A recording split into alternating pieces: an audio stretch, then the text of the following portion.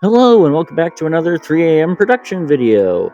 This week it's New Year's, so Happy New Year's.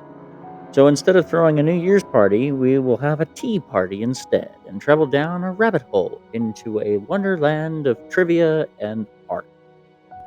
We're going to go down a different rabbit hole. This one might lead into a dark and mysterious cave, but follows the pursuit of madness all the same. Though the confusion of Alice in Wonderland has its fans divided on whether it's an allegory of childhood innocence or it's defining the characterization of madness realized, is often the darker half of these two realized in today's pop culture. Wonderland in Lewis Carroll's books is a rule-bound world, but its rules are not those of our world. Alice is characterized by a game-like social structure. She trusts in the instructions from the beginning. Drinking the bottle labeled "Drink Me" likely stem from growing up and learning that little girls that don't follow the rules end up in trouble. But unlike the creatures that are in Wonderland, who see that world uncritical and consequences inconsequential, Alice continues to look for rules as the story progresses. Perhaps she was looking for rules to soothe her anxiety. Or maybe it was a symbolism for Carroll himself, who was hunting for rules as he struggled with implications of creating and developing formulas in his mathematics work.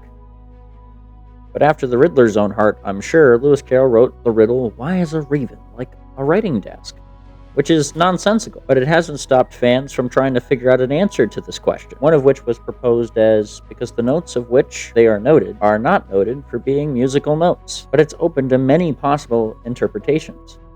Lewis Carroll himself had never intended for them to have an answer. Having been bugged so much by his readers, he proposed an answer to this question in a reprinting of Alice in Wonderland, but that was merely an afterthought. The Mad Hatter himself is apparently based on the phrase "mad as a hat," which has its historical basis in the fact that hat industries extensive use of mercury, which led to mercury poisoning, which causes, among other things, brain damage and other behaviors that can be seen as insane. Some people see the characters in Wonderland as representations of different aspects of Alice's psyche, with the Queen of Hearts representing a controlling or critical inner voice. Alice in Wonderland's syndrome, or Todd syndrome, was named after John Todd, who noticed the similarities between the symptoms experienced by his patients and that of this distorted perceptions experienced by the character of Alice. Now, it's a neurological disorder that distorts perception, a distortion of objects sometimes appearing smaller and or larger, or closer or farther than what they actually are. The book is sometimes brought up with the subject of social dreaming. While Alice tells this beautiful story and somehow exciting dream that she's had, this somehow gets embodied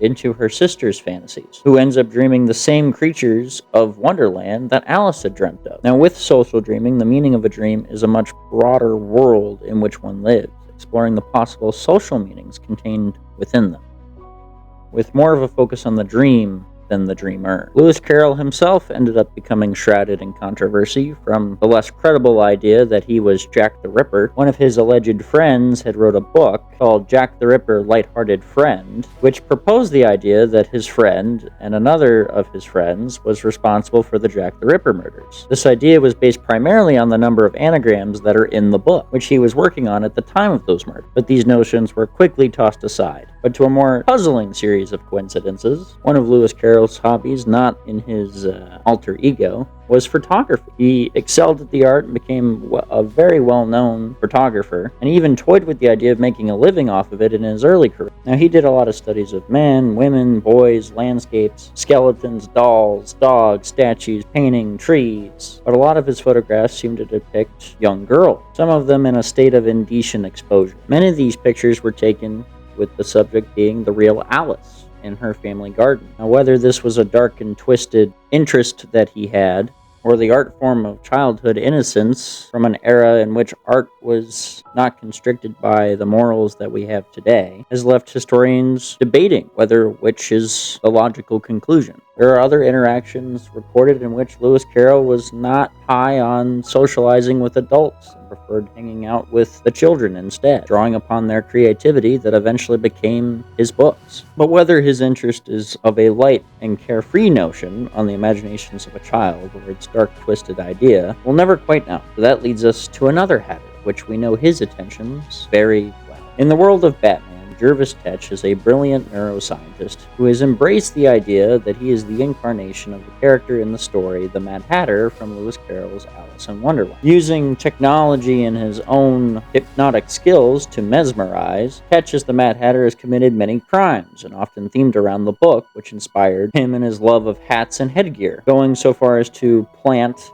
hats of all shapes and sizes on people with mind control chips to amplify his hypnosis skill. He often quotes the book and its association with Carroll's Wonderland's novel, but often fails to discern between those stories and reality. He will even go to insane lengths to get what he wants. In Batman Haunted Knight, there's a story called Madness, in which it tells the story of Captain James Gordon before he was commissioner's daughter Barbara being kidnapped by the Mad Hatter and forced to participate in a twisted tea party with other kidnapped children. Batman and Gordon finally save Barbara and bring down the Mad Hatter, but the obsession that Jervis had to be the Hatter led him to look for his Alice. The most common trait in all versions of this character is the obsession. That obsession has varied depending on which incarnation it is. The animated series even adhered to this idea by creating a version of Mad Hatter who was so focused on his obsession with a girl named Alice, with a woman named Alice. Now, he wouldn't take no for an answer whenever he tried to whisk her off her feet. It resulted in him trying to control her with his technology and bringing her to a theme park that is based off Lewis Carroll's Wonderland, right there in Gotham City. In retaliation to Batman saving the day, Jervis Tetch sought revenge against Batman in the episode Perchance to Dream. In this episode, Batman is tracking down some criminals, and it leads him to a warehouse where he gets bonked on the head and he wakes up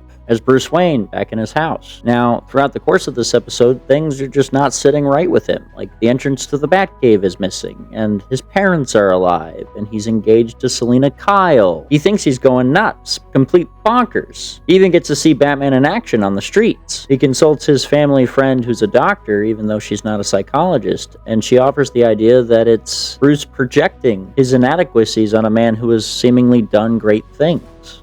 That he was never Batman. But upon visiting his library at Wayne Manor, he discovers he can't read any of the books, in which he knows that this is a dream, because at the time it was believed you couldn't read in a dream. So while everybody in this dream world thinks he's nuts, he's trying to find Batman, and they end up in a clock tower, and Batman arrives, and lightning strikes all around. Batman and Bruce Wayne are duking it out, in which Bruce unmasks Batman only to find the face of the Mad Hatter, in which this Mad Hatter explains that he's the dream version of the Mad Hatter. That is all a dream that he's produced from a machine that reads the innermost thoughts of the wearer and creates the most Wonderland-like experience. Now, the Mad Hatter proposes that there's no way to escape this dream, but Bruce gets the idea that there's at least one way, so he jumps off the bell tower. He wakes up as Batman back in the warehouse and challenges the Mad Hatter and offers demanding an explanation from the Mad Hatter, in which the Hatter explains that he would have done anything to make Batman happy just so he'd stay out of his life. Batman turns him over to the police and goes to face reality once again. Other versions of this character see him as a serial killer who abducts women, names them Alice whether their real name is Alice or not, and makes them his Alice until he gets bored or they do something that he considers wrong, and then he finds his new Alice. In the Arkham games, chronologically speaking, in Origins, we find him at a hat shop after he's kidnapped a young woman, dressed her in the typical Alice garb. Batman shows up to save her, and he goes under this hypnotic suggestion that puts him in Wonderland. Batman fights his way through Wonderland and saves the girl and takes down Mad Hatter, and they end up throwing him in Arkham. In Arkham Asylum, he's more of a cameo, an Easter egg. They had a couple of ideas of throwing him to the game initially, but his tea set is there for you to find as one of the Riddler's riddles. In Arkham City, he does appear, in which he has tricked Batman into going for a cure that he needs, and he finds himself invited to a demented tea party, in which his own mask has been changed into this very demented bunny mask, and he ends up having to fight through a lot of Hatter's goons on top of a very large pocket watch. Batman fights his way through the goons and wins and stops the Mad Hatter, taking him down, going on to his adventures within Arkham City. In Arkham Knight, the Mad Hatter comes back as a DLC campaign in which the Mad Hatter has kidnapped 3 police officers and locked them in the trunks of their cars, and a weird chime is playing in the horn as Batman rescues him, and he has to defuse the trunk before it explodes. The Mad Hatter has turned himself into the GCPD, and Batman goes back to him and tries to interrogate him, but those weird blaring noises in the horn were actually hypnotic suggestions which transport Batman into a storybook of the previous games. Batman then having to fight his way through goons in the storybook version of the previous games eventually gets out and stops Hatter. But this was an endeavor to make Batman the Hatter's Alice and drive him into madness. The Hatter even saying, "If you want to help me, why so callous? Join me, Batman.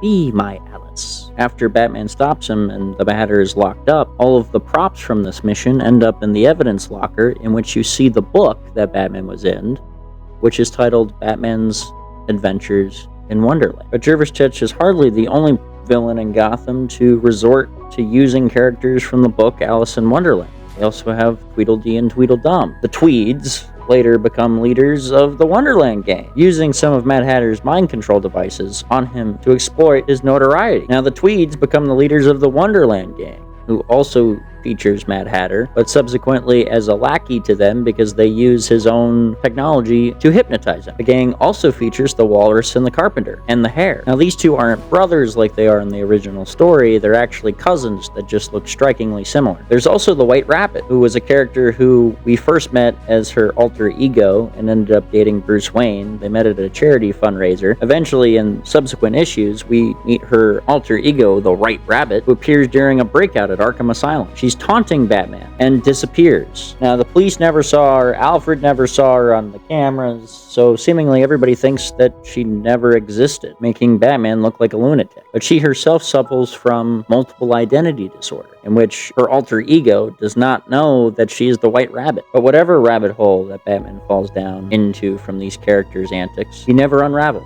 So this ways and that ways, the criminal element has created for their own twisted, selfish wonderlands to escape the reality and creating more horror in a messed up world that could stand for a little bit more compassion. Batman will always stand for that compassion and not go into the madhouse. Thanks for falling down the rabbit hole with me, and remember to lift up your left foot this New Year's Eve so you start off on the right one. Until next time.